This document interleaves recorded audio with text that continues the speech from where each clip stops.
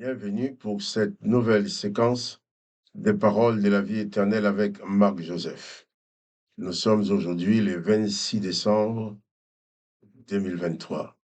26 décembre 2023, à un jour après la fête de Noël. Mais c'est quand même encore un jour de grâce à vivre avec Jésus-Christ.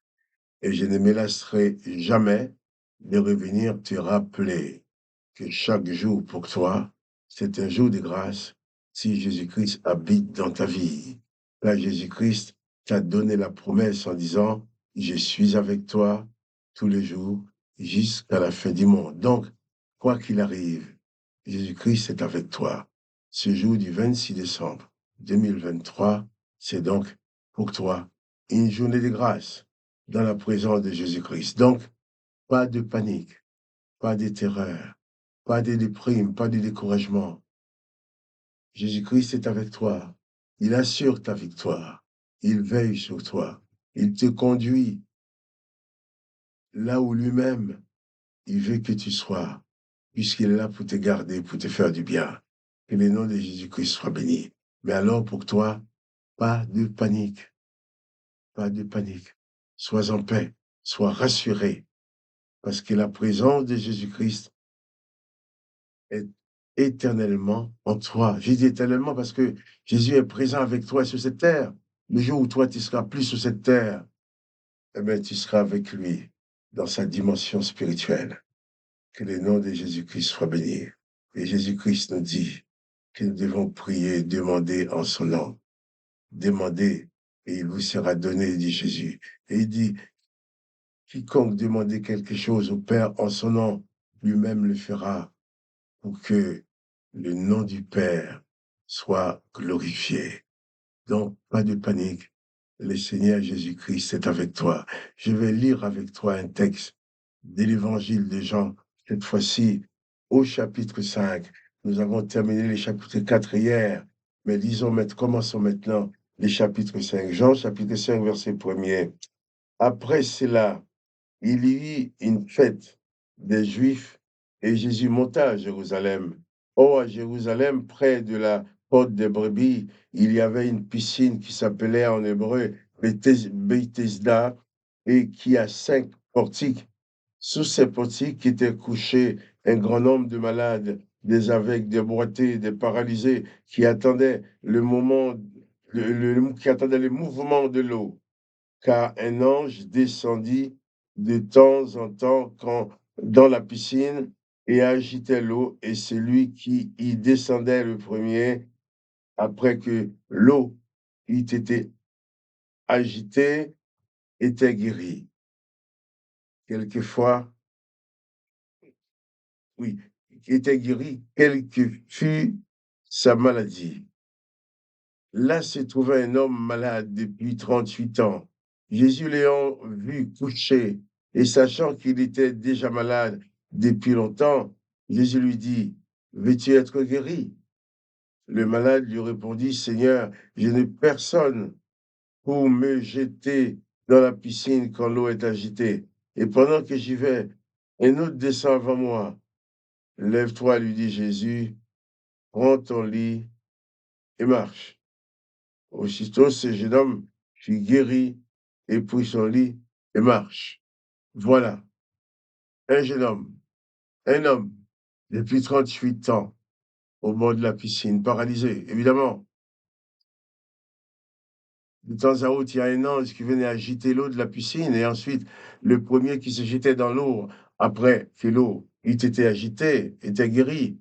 Mais cet homme paralysé n'avait aucune chance. L'aveugle, peut-être, pourra faire un effort, il a ses jambes.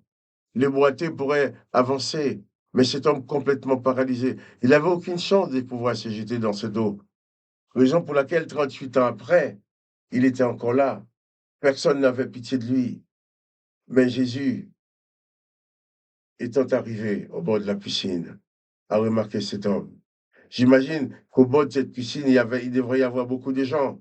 Mais Jésus a remarqué cet homme en particulier. Pourquoi?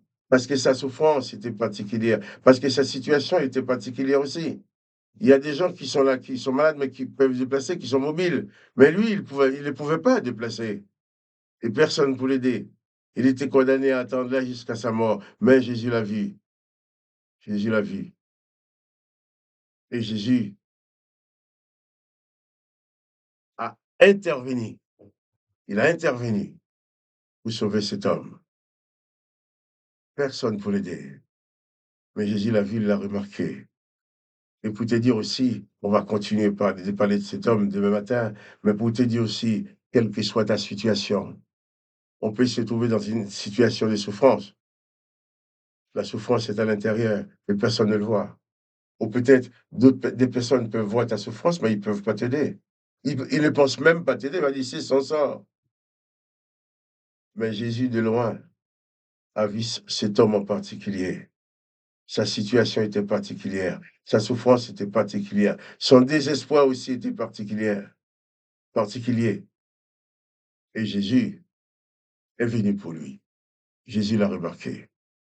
Nous allons continuer sur cet homme demain matin, mais je te dis seulement, quelles que soient les circonstances que tu es en train de vivre pour ce jour de 26 décembre, n'oublie pas que Jésus-Christ est avec toi. Jésus-Christ voit ce que tu es en train de vivre. Il connaît les problèmes que tu rencontres. Il connaît tes difficultés. Jésus-Christ connaît tes souffrances. Jésus-Christ connaît tes larmes.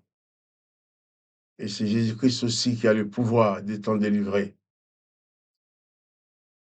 Oh, il est important de réaliser que Jésus-Christ est avec toi tous les jours jusqu'à la fin du monde et en aucun cas il ne veut t'abandonner. Pour ce jour de 26 décembre, dans encore 5 jours, l'année se termine. Hier, nous avons fêté Noël et là, nous attendons pour fêter les jours de l'an. Soit, mais seulement que le nom du Seigneur Jésus soit béni. Et pour que le nom de Dieu soit glorifié, nous n'avons pas besoin d'avoir des choses énormes à faire. Il suffit seulement de croire à sa parole et de voir cette parole s'accomplir dans ta vie. Et tu comprendras que le plan de Dieu pour toi est merveilleux. Que le nom de Jésus-Christ soit béni. Que toi aussi, tu sois béni. Quant à moi, je vais prier pour que Dieu continue à te bénir. Père Saint, en Jésus-Christ, je viens à toi et je te demande maintenant d'intervenir pour mon frère, pour ma soeur, qui est peut-être paralysé dans une situation quelconque, comme cet homme était paralysé, comme ce paralytique au bord de la piscine. Je sais que tu vois ce frère, tu vois cette sœur. Je sais que tu vois sa douleur, tu vois ses souffrances. Et je sais que tu as un plan pour lui, de sortie pour elle. Et manifeste ta puissance maintenant, je t'en prie, pour sauver cet homme, pour sauver cette femme qui ont besoin de toi. Par ta puissance, papa, sauve-les, je t'en prie. Par ta puissance, guéris-les. Par ta puissance, apporte ta paix dans les cœurs pour que ton nom soit glorifié dans le nom de Jésus-Christ. Amen. Amen. Souviens-toi et n'oublie pas que Jésus-Christ est avec toi et rien ne peut l'empêcher d'accomplir son plan dans ta vie. Seulement, fais en sorte que ton cœur lui soit toujours ouvert et que jamais aucune chose de la vie ne parvienne à te séparer de Jésus-Christ, qui est ton Dieu, ton roi, ton sauveur. Que le nom de Jésus-Christ soit béni, que toi aussi, tu sois béni. Quant à moi, Marc Joseph, je te dis à demain pour une autre séquence des paroles de la vie éternelle. Et